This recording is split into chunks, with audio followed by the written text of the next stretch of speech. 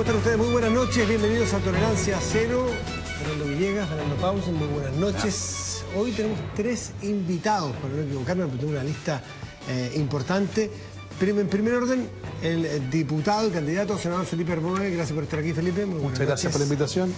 Tendremos al exalcalde de La Granja, también candidato a diputado, Claudio Arriagada, demócrata cristiano, y a un ingeniero que en alguna etapa del rescate de los 33 participó, el señor Miguel Forte, estará con nosotros en el programa de hoy también. Presentado Felipe Arboe, los quiero invitar a ustedes a ver la siguiente nota. Ahora falta que estos 3 desgraciados se pongan a llorar adentro, pidan perdón y mañana salgan en libertad. Si no se arreglan las leyes, si no se protege la función policial, estamos muy complicados.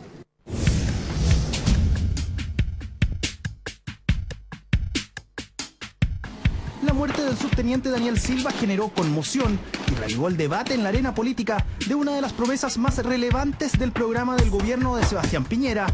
Quiero decirle directamente a los delincuentes y a los narcotraficantes, se les va a acabar la fiesta.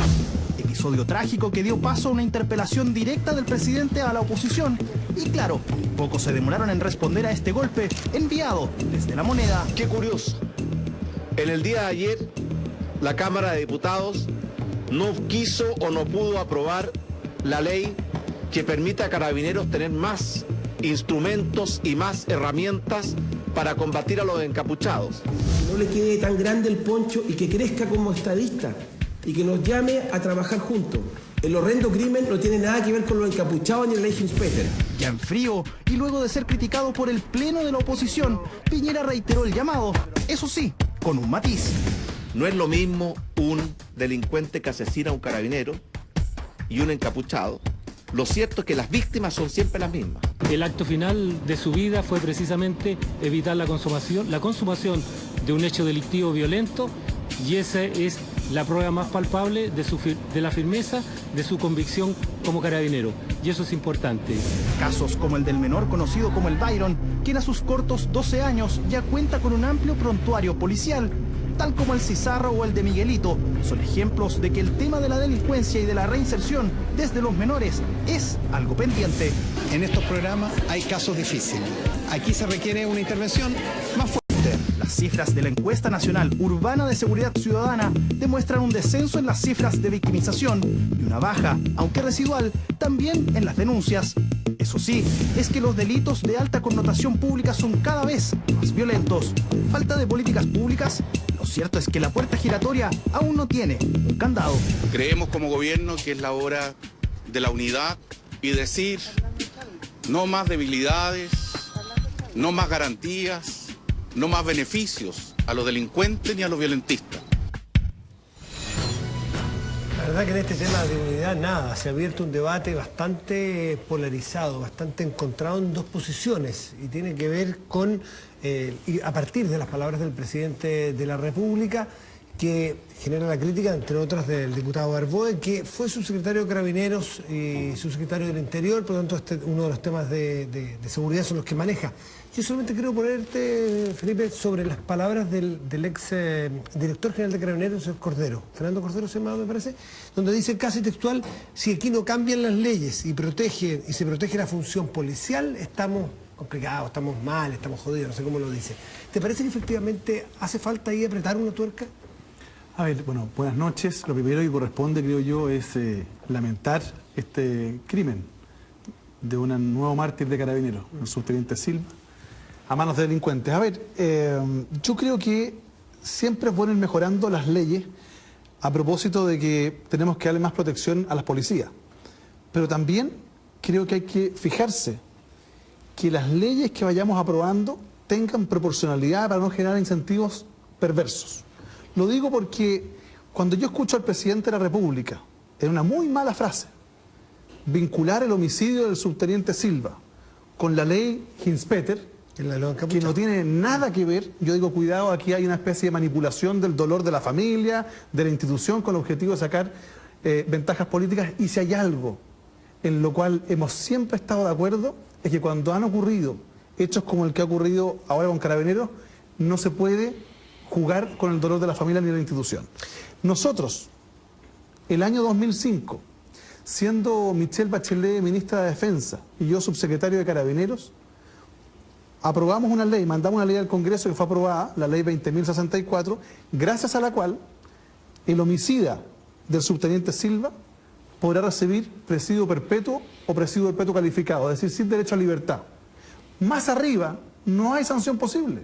Entonces, cuidado, cuando se plantean estas cosas yo creo que hay que ser muy cuidadosos, porque aquí lo que se requiere es mayor protección de implementos para carabineros, pero también se requiere mayor capacidad operativa para identificar a los delincuentes, para detenerlos y para probar en tribunales su responsabilidad. Felipe, respecto del aprovechamiento político, porque esto sea más del tema que el tema técnico se ha puesto también en la mesa de la política y la discusión. Bueno, estamos a 3 meses y tanto una campaña y todo sirve para, y es evidente que así va a suceder, pero en este caso tú dices que temes que el presidente haya hecho un uso político de este doloroso crimen para enrostrarle a la oposición no haber votado una determinada ley o estar en contra de una determinada ley que él hace una asociación muy rápida que a ti no te parece. ¿No es acaso un uso político? Porque tú en una entrevista en ADN que le diste a Fernando y a Beatriz Sánchez, yo lo escuché esta tarde nuevamente, y tú dices algo así como que el presidente hace una asociación con estos dos temas. Dice, el presidente quiere dar la sensación de que si estuviese la ley Hinspeter, que la ley de encapuchado, esto no hubiese ocurrido. Sí. ¿Eso acaso no es también aprovechar políticamente de poner en boca del presidente algo que él no ha dicho? No, cuidado. Lo que él dijo relacionó dos temas. La ley Hinspeter y criticó a la oposición o fustigó porque no se haya votado. No es que se haya rechazado, no se haya votado la ley justo cuando se produce el homicidio del subteniente Silva. Y relaciona los dos puntos, que no tienen nada que ver.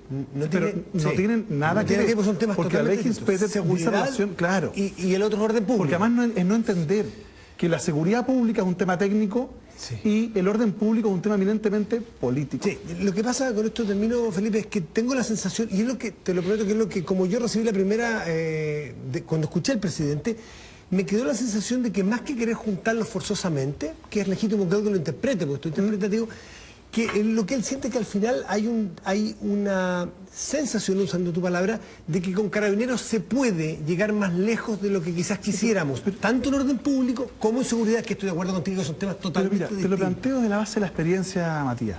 A mí me tocó endurecer las sanciones para las agresiones de Carabineros. Me tocó compartir con Carabineros muchos años, tanto en la Subsecretaría del Interior como en Carabineros. Y también con los funcionarios de investigaciones. Y te quiero decir que cuando uno observa lo que ha ocurrido en materia de orden público, donde hemos tenido manifestaciones masivas, sobre todo en el último tiempo, pero junto a esas manifestaciones masivas hay un pequeño grupo que las aprovecha para generar incidentes, violencia, saqueo, etcétera. Lo que corresponde en esos casos es no tener doble lectura. Hay que condenar esos hechos.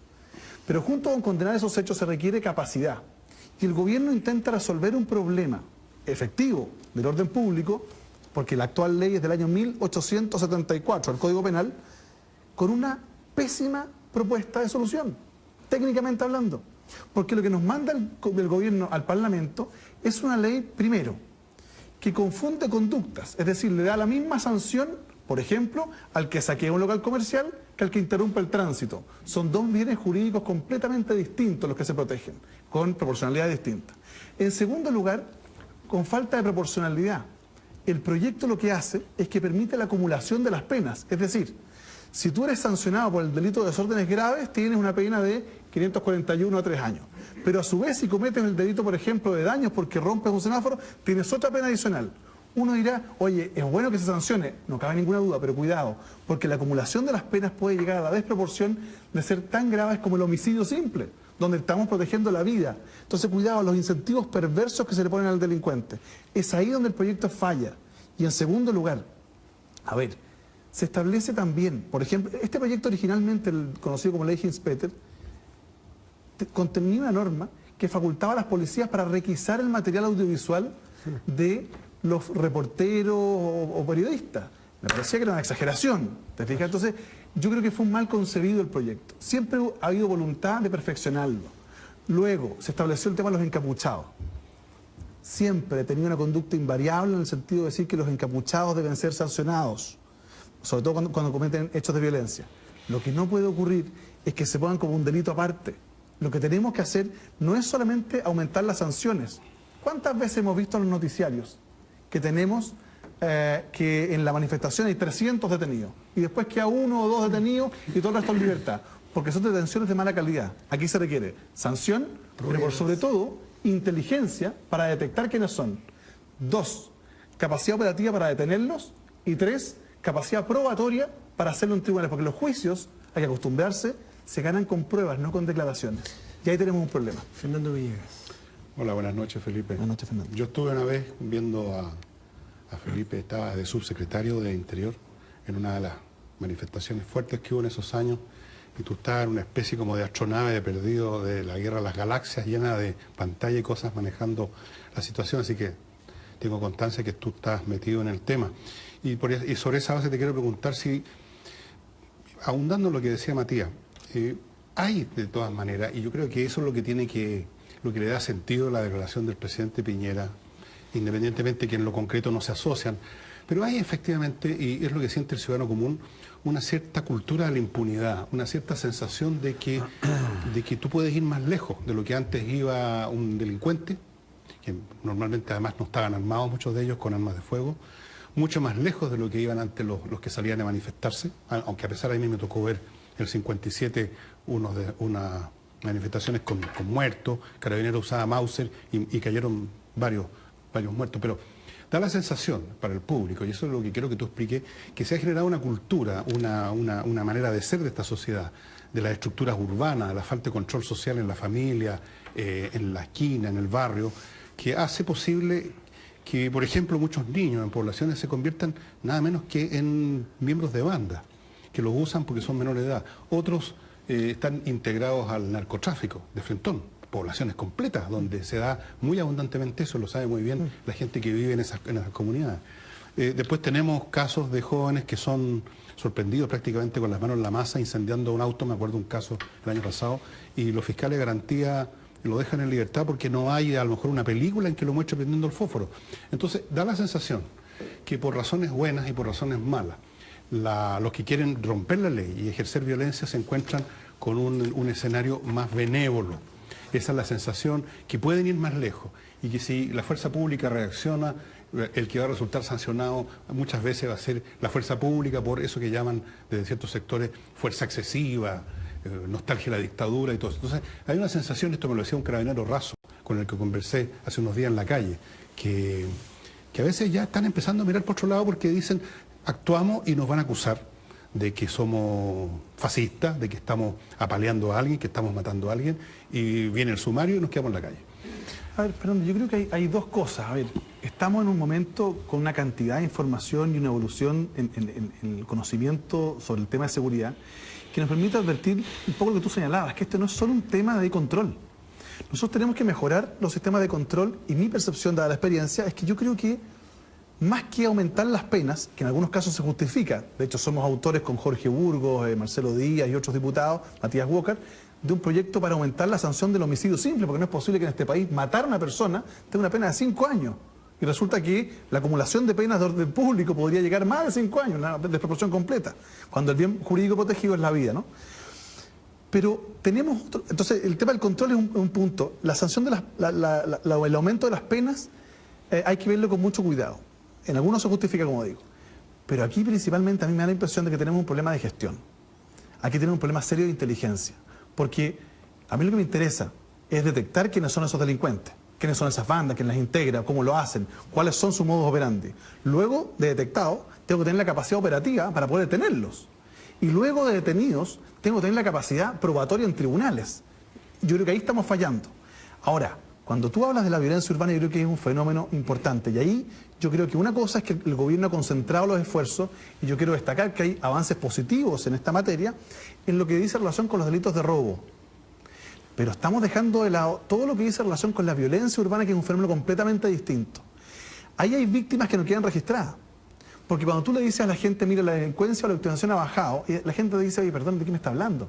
Si yo en mi barrio me acosté anoche, dice una señora, y habían balaceras, riñas, peleas, le cobran peaje en la entrada, en la salida, tenemos un escenario de violencia urbana que es muy importante enfrentar. Y a eso requiere de una política mucho más profunda, que tiene que ver con control ciertamente, pero principalmente con intervención social y urbana. La creación de verdaderos guetos, donde se construyeron casas con un gran número de habitantes por cada uno, una densidad poblacional completamente desmesurada, sin equipamiento, sin oportunidades, donde los jóvenes, si es que llegan a cuarto medio, no tienen ninguna alternativa futura. Obviamente la posibilidad del ingreso al narcotráfico como alternativa de sustentabilidad económica prende. Y por eso es que uno tiene que hacer intervenciones muy integrales. Creo que lo que se inició en su oportunidad en el gobierno del presidente Lagos, continuó la presidenta Bachelet y continuó este presidente en la población La Legua, que va a significar un cambio urbano completo, va a significar un avance importante. Yo creo que la política pública en materia de seguridad hoy debería tener un avance principalmente hacia la focalización social y situacional, que es muy, muy importante para solucionar el tema de la violencia urbana, muy distinto al tema de los robos que se ha focalizado la política pública en los últimos años. Felipe, hola. Yo voy a mencionar un punto que no es muy popular, por razones obvias. Todo el mundo se conmisera de los familiares cuando pasan este tipo de cosas, digan lo que digan, sea correcto o incorrecto desde el punto de vista legal o desde el punto de vista de la convivencia social. Lo está diciendo un papá, lo está diciendo una mamá, lo está diciendo un hermano, y ¿quién para meterse a interceder ahí? Es el dolor que habla. Pero otra cosa es cuando lo dicen los políticos o las autoridades que están formulando políticas públicas. Aquí hay dos cosas que me parece debiéramos todos de alguna forma asumir, y no se ha asumido. Yo tuve la desgracia de estar en la cárcel 2 veces, por bastante tiempo en la época de la dictadura, y me tocó ver a los delincuentes comunes y convivir con bastantes de ellos y conversar con ellos. Y salvo personas que tengan cadena perpetua efectiva, todos salen, ya sea porque tienen beneficio o ya salen porque cumplen las condenas. Todos salen. Es decir, cuando nosotros nos jactamos de tener, qué sé yo, 52.000 o 80.000 personas presas, lo único que estamos diciendo, si es que no hay mecanismos para poder reinsertar a esas personas, es que estamos legándole a nuestros hijos o nietos una masa acumulada de personas que tarde o temprano todas van a salir, y si es que no se han reinsertado, no han tenido la posibilidad de volver a generar una situación, van a volver probablemente en un porcentaje altísimo a hacer exactamente lo que estaban haciendo. Esa es una primera cosa, válido para cualquier gobierno, sí, transversal. Y segundo, muchas de estas personas salen con beneficios carcelarios, y los beneficios carcelarios son una decisión administrativa de la autoridad de Gendarmería, dependiente del Ministerio de Justicia de turno.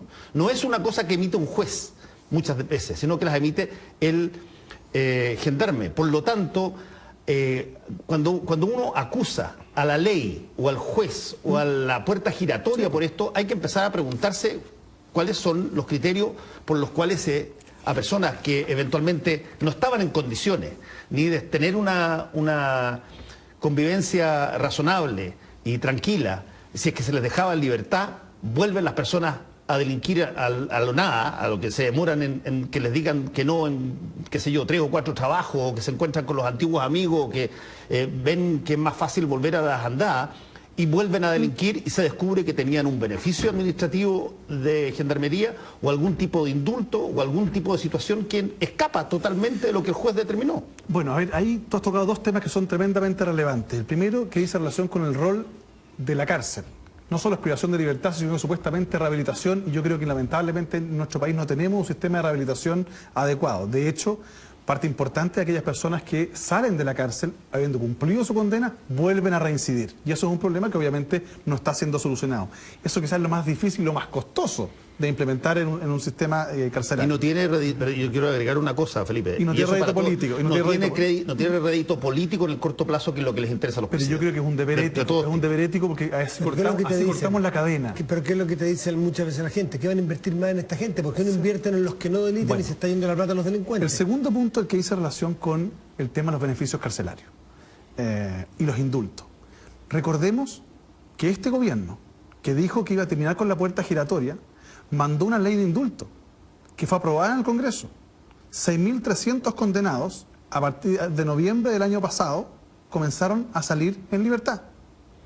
Y eso es una ley aprobada en el Congreso, enviada por este gobierno. Entonces, esas fueron personas que fueron denunciadas por vecinos, detenidas por las policías, perseguidas por los fiscales, condenadas por los jueces y liberadas por una ley que mandó el gobierno. Yo no estoy de acuerdo en los indultos, no me parece que sean adecuados. Más allá de que tengan un sentido determinado, a mí no me parece. Y en segundo lugar, los beneficios carcelarios. Yo estuve revisando el tema de los beneficios carcelarios. Entonces, cuando yo veo que de repente la autoridad de gobierno dice, mire, las leyes son débiles, un momentito. Estas personas, el homicida del subteniente Silva, el supuesto homicida, ese señor estaba en la cárcel. Y obtuvo en la cárcel por una ley que está aprobada en el Congreso. Fue condenado por un juez. Estaba cumpliendo condena y un funcionario de gendarmería, un equipo técnico, le otorgó la libertad. Y le otorgó la libertad y después de esa libertad comete este asalto y con este homicidio. Entonces hay que hacerse responsable, la autoridad administrativa está otorgando beneficios carcelarios. Fíjate que yo conversaba hoy día con un abogado que fue parte importante de Gendarmería y me comentaba que entre el año 2009 y el año 2012 han aumentado un 54% los beneficios carcelarios. Es más, en lo que va del 2013 se han aumentado los beneficios carcelarios más que en todo el 2012. Entonces la pregunta es, ¿qué grado de responsabilidad tienen esos funcionarios para decir, mire, ¿sabe qué? Esta persona corresponde o no corresponde, que tenga el beneficio y de qué se hace responsable después? Pero más que cuantitativo, que es interesante tenerlo sobre la mesa, es lo cualitativo. ¿Cuáles o qué tipo de delitos son los que, y esto es una pregunta, no una afirmación, sí, ¿cuáles delitos están mayoritariamente siendo beneficiados por esta comisión? Pero es que, ojo, no solo tiene que ir, Matías, con el delito específico. Porque el otro día leímos, Mónica González nos mostró un recorte en el diario, no sé de qué día era, una persona que le habían dado 10 años, tú me corregirás, 10 años por robarse 3 cervezas. Lo vi. Entonces, si efectivamente se llega a que una policía detiene, un fiscal acusa, un juez condena, va a la cárcel por 10 años, en buena hora que hay una comisión que le otorgue un beneficio carcelario, porque dale 10... Pero es que la ley siempre va a dejar a un margen al criterio de la autoridad, porque si no sería una cosa automática, nos ahorramos la autoridad administrativa. Por supuesto. Y el punto es el criterio. Y yo creo que aquí, obviamente hay más criterios. Tú que tienes súper clara la cifra de cuántos, me gustaría saber lo cualitativo, qué tipo de delitos o de delincuentes han sido beneficiados con salidas anticipadas a la pena. Es que hay diferentes tipos de manchavería de arte. Si están soltando un tipo que mató a un carabinero, está fallando el procedimiento. Si están soltando a ladrones de cerveza que le dieron 10 años... Yo creo que claramente falló en este caso, porque obviamente tenemos un problema evidente, ¿no? Pero además, ¿qué pesa más? Pero además, ojo, en diciembre del año pasado hubo una instrucción desde Gendarmería a los equipos técnicos en el cual se estableció que ya no votan en estos equipos técnicos ni los asistentes sociales ni los psicólogos. Y los informes psicológicos son tomados en cuenta con menor relevancia. Es muy importante conocer el informe psicológico, digamos, para efecto de tomar la decisión. ¿Cuál es el punto? Es que no se ha construido ni una cárcel en este periodo. Y probablemente, y hay que observarlo, es que el aumento del 54% de los beneficios carcelarios pueda también responder a una lógica de evitar la sobrepoblación penal. Especialmente después del incendio en la cárcel de San Miguel. Hay que tener un ecribilio ahí, creo yo. Pero bueno saber también el detalle a quién se está soltando. Yo quisiera, tú debes haber estudiado un poco de criminología y un poco la historia del delito y de las maneras en que las sociedades lo han tratado.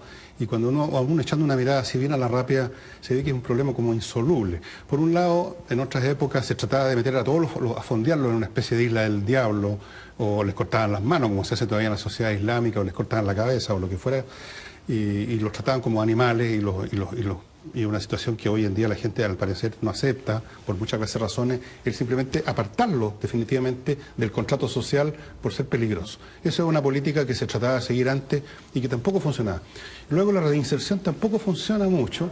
Yo he estado viendo, a propósito de que venías tú, la situación en otras sociedades mucho más desarrolladas, y la verdad es que la inmensa mayoría de los delincuentes vuelven a delinquir, porque además la sociedad, por rica que sea, no tiene recursos para agarrar a cientos de miles de personas y hacer una inversión gigantesca, que a veces es mucho mayor que lo que necesitan en educación, transporte o lo que sea. Entonces finalmente está esta cosa media, donde están un rato pero no tanto, donde los sueltan para dejar espacio a otro.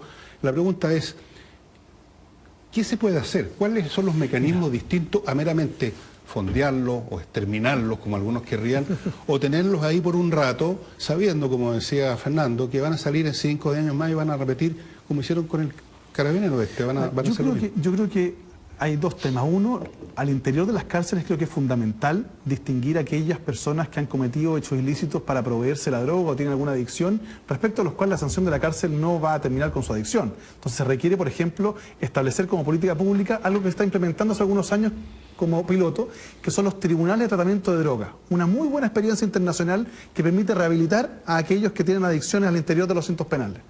Y en segundo lugar, la prevención. Es fundamental. ¿Cómo evitamos que nuevos actores ingresen en la carrera del delito? Eso es fundamental y eso es política pública, política social. ¿Cómo cuál? Eso es lo que... Yo creo que hay que focalizar principalmente en oportunidades, emprendimiento, empleabilidad, formación, educación, entornos. Porque cuando uno ve, por ejemplo, los niños que ingresan al Sename y que después salen, puede haberse hecho un trabajo muy positivo eventualmente. Pero ¿qué es lo que pasa? Que el entorno de la familia de ese niño vive en el narcotráfico y hay un problema, entonces hay que intervenir con política social mucho más focalizada. ¿Qué política puede, digamos, tratar fenómenos tan masivos, tan mega, como el hecho de que, por ejemplo, para mucha gente el narcotráfico se convirtió en la economía normal? Por lo mismo... O el delito se convirtió en la economía normal. ¿Qué intervenciones, que son siempre puntuales, cortas, carecen de fondo? ¿Cómo tú puedes parar ese tsunami? Yo diría que hay un tema, Fernando, que dice relación con los tremendos niveles de desigualdad y falta de oportunidades. Yo creo que hay que irse directamente a las causas que están originando. ¿Por qué hay un conjunto de jóvenes que opta por el delito, por el narcotráfico, ve la carencia de oportunidades, ve que no tiene esperanza, hay desesperanza? Cuando uno va a determinados barrios, no quiero nombrar ninguno para no estigmatizar, pero va a determinados barrios donde observa a los jóvenes sentados en las veredas, con ninguna posibilidad de desarrollo, obviamente son caldo de cultivo para que la actividad del delito o la actividad del narcotráfico se meta ahí. Y por eso es que la política pública tiene que focalizarse. Si nosotros logramos una política focalizada con alternativa laboral, alternativa de emprendimiento, de educación, uno va a tener una alternativa distinta, le va a dar una alternativa. Pero no hemos podido hacerlo como sociedad, porque llevamos cuántos años en porque esto. Porque yo creo que hay que dar un debate de fondo. ¿No? Ese debate de fondo tiene que ver con la desigualdad. El modelo que estamos construyendo es un modelo desigual y por eso lo que tenemos que hacer nosotros es hacer una reforma principalmente enfocada a tener mayor nivel de paz social. Pero no nos saquemos la suerte entre gitanos. Si que alguien propusiera políticas públicas a 15, 20 años plazo de reinserción y se levantaría toda la gente que tiene necesidades o tiene urgencias de plata y diría, pero por favor, ¿cómo le vamos a dar la plata a estos gallos en 15, 20 años más? ¿Por qué no invertimos inmediatamente ahora en hospitales, en cuestiones? Obvio. No hay ningún incentivo para una política pública de largo plazo cuando tienes gobiernos de 4 años que no se pueden reelegir. Por lo tanto, lo que tú haces es tratar de mostrar lo más rápido posible la actividad, y es mucho más rápido levantar cárceles y traer radiopatrulla que rehabilitar a una persona o impedir que una persona que es primerizo llegue a cometer su segundo crimen. Pero por lo mismo, Fernando, yo creo que estamos en una etapa en la cual tenemos información suficiente, hemos dado estas reflexiones y uno debiera pensar en hacer un trabajo de mediano y largo plazo, 15, 20 años, en lo cual uno diga, ¿sabe qué? Hacia allá vamos. Y en materia de política social focalizada, porque no es lo mismo enfrentar el delito en Santiago Centro que en los Bajos de Mena o que en La Legua, o tampoco es lo mismo en la provincia de Arauco. Fíjense, cuando uno recorre de repente la provincia de Arauco son otros delitos, es otro fenómeno. Ahí se requiere otro tipo de política social. Cuando uno está, por ejemplo, en sectores rurales, en Antuco, donde Videa, en otros lugares, uno empieza a darse cuenta que la gente siente temor, pero por otro tipo de situaciones. Me permite, Felipe, y esa gente no figura en las estadísticas, pero no me permite están una cosa, porque da la sensación, y cada vez que pasa, y en gran medida somos responsables nosotros, los medios de comunicación, pero da una sensación de pronto que este fuera el estándar. Y este no es el estándar. Esta es la total y absoluta anomalía. Sí. Y uno le cuesta decir eso porque uno es muy vistoso cuando matan a un carabinero de una forma como lo acaban de hacer, o cuando una persona sale y lo vuelven a capturar una y otra vez, o cuando un niño sale del Sename o después de caer y se escapa por atrás y lo vuelven y ya se ha hecho famoso y lo vuelven a mostrar y mostrar. Da la sensación de que todos los casos son así. Y no es así. Todavía un porcentaje altísimo de las personas que son acusadas por el Ministerio Público terminan en condena. Una cantidad enorme de esas personas tienen sentencia y tienen y cumplen. Tienen una cantidad exorbitante de presos todos los años. Lo que tú dices es muy cierto. Veamos las estadísticas. Chile tiene una tasa de detención, de prisión. Lo que pasa es que se ve mucho. 296 cada 100.000 habitantes. Estamos en el lugar 35 a nivel mundial, de los más altos de Latinoamérica por de pronto. O sea, aquí hemos tenido, eso es lo que demuestra, y te lo digo, insisto, sobre la base de ir acumulando experiencia. Tenemos más carabineros, estamos llegando a 50.000. Tenemos más detectives, casi a los 10.000. Tenemos un sistema con fiscales, que todavía faltan fiscales y funcionarios, que es un tema pendiente. Tenemos más presupuesto. En Chile se ha aumentado en los últimos 3 años un 15% el presupuesto. Tenemos más presos. Tenemos cerca de 100.000 personas bajo gendarmería. 49.000 internos y 51.000 externos. Y así todo, tenemos que la estadística delictual, la única comparable, lamentablemente, que es la de la Fundación Paz Ciudadana, nos señala que tenemos un aumento del delito. O sea, estamos hablando de que este gobierno asumió con un 36,5 y estamos en un 37,6. O sea, hemos aumentado todo y así todo tenemos más delito. ¿Por qué nos dice eso? Es que no es el tema de la seguridad, no puede ser solo un tema de control. Tenemos que meternos en el tema de la política social, que es fundamental, y en la política de barrios para controlar la violencia urbana. Una cosita, Felipe. Fernando dice que en materia de seguridad, que afortunadamente es una excepción lo que pasó con el carabinero. Lo que pasa es que se viste mucho y es muy fuerte, entonces. Es una excepción lo que pasa con los niñitos chicos, qué sé yo, que... Pero me voy a pasar al otro tema para no confundir, punto aparte, al tema del orden público. Lo que no es una excepción y se está convirtiendo en norma es la agresión a carabineros. Sí. Cada uno de nosotros que ha conversado con carabineros te dicen, nos sentimos absolutamente desprotegidos a salir a enfrentar a los encapuchados. Y eso, y no quiero mezclar los temas, por eso que punto aparte. Sí. Nos sentimos, yo he hablado, te contaba, yo converso mucho por distintas razones con mucha gente y con carabineros nos sentimos tremendamente desprotegidos. Sabemos que vamos a los leones, nos van a agarrar a peñascazos, a patas por la espalda, y eso se está convirtiendo en norma. Eso no es excepción. Sí, pero ojo, ahí yo te diría lo siguiente. Ahí entonces hace falta algo, no sé yo qué. Creo que es muy importante dar la protección, pero cuidado, hoy día la ley vigente, el artículo 85 del Código Procesal Penal faculta a la policía, a carabineros, para poder no solo controlar la identidad, incluso detener a aquellos que están encapuchados. Felipe, entonces está la norma, pero sí, ¿qué se hace? Por eso te digo, yo creo que no es un tema solo de penas, aquí es un tema de gestión. Aquí se requiere operar con inteligencia para identificarlos, tener capacidad para poder detenerlos, que hay un tema de gestión, que eso por más ley que tengamos, eso solo y tercero, probar. Porque también la sensación de impunidad de la gente es total, ¿no? Cuando dice hay 300 detenidos y resulta que todos quedan en libertad. Pero tú agarras 300 detenidos, ¿cómo puedes probar después? O sea, el sujeto del acto delictivo es el colectivo, es Fuente Ovejuna. Nadie dejó una huella digital en lo que hizo. No, pero entonces, es que Fernando, lo que pasa es que eso sería... Los dejan sueltos, o sea, si los detener los detienen. Pero sí, porque eso es un problema, es como la pesca de arrastre, tú agarras todo lo que viene, claro. Cuando en realidad lo que debiera ocurrir es una cosa distinta. Ya estamos en un estado muy desarrollado, tenemos carabineros bien especializados, lo que debe ocurrir es que sea la detención focalizada a aquellos que causan violencia. Pero ha pasado, Felipe, los dejan libre igual. La otra vez tomaron a un chico que estaba prendiéndole un mechero a un auto y que lo quemó y increíblemente lo dejaron libre, o sea, los dejan libres. ¿Por qué? Criterios también. Bueno, hay de todo. Lo que te quiero decir es que lo que correspondería sería mejorar la capacidad de gestión, que es muy importante en materia de seguridad. Felipe Arboe, ex subsecretario de Carabineros de Interior, diputado y candidato a senador. Muchas gracias por estar aquí. Muchas gracias a ustedes. A la vuelta, el ex alcalde de La Granja y actual candidato a diputado, Claudio Arriaga.